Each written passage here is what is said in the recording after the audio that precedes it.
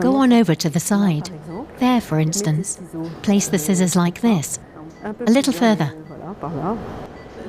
This is the fourth operation this morning for Ghada Hatem. She specialises in female victims of genital mutilation.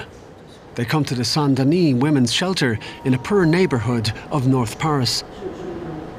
Most of them have had their clitorises circumcised as little girls. Some experience pain during intercourse and others complain that they feel no pleasure. They seek help from gynecologist Ghada Hatem. They suffer both physically and psychologically from the effects of the traditional ritual mutilation, she says. This morning, a woman came to me and told me how important this operation was for her sense of identity. She wanted to feel physically whole again, to get back what was taken from her. Ghada Hatem gives them back what she can. Which doctor? Dr. Hatem. Many affected women from the African community trust this doctor who immigrated from Lebanon. Female circumcision is prohibited in France. Even so, there are unreported cases. But most of the women were circumcised in their home countries in Africa. Among them is 26-year-old Hibu. She fled her country, Djibouti, because of the suffering she endured as a small child. They woke me up. I didn't know what was going on. They said, "Come here." My mother held onto my hands, and another woman held my feet. This other one made several cuts.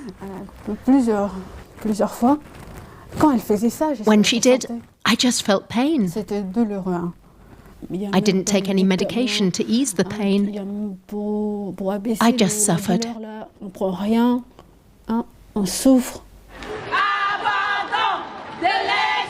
Women in France have formed an organisation to support some 60,000 girls who French government figures estimate have been affected, so they won't feel left alone with the shame and the pain.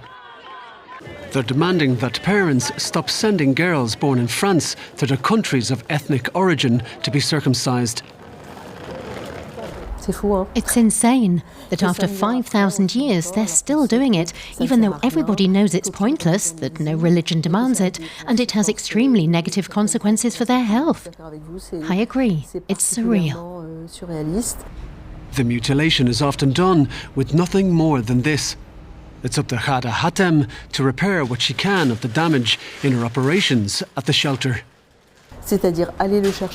I have to look for the remnant of the clitoris where it has retracted after the circumcision, bring it back up, and suture it back in place on the body's exterior where it was before it was cut. Medically, the procedure is not that complicated, but culturally it is, says Ghada Hatem.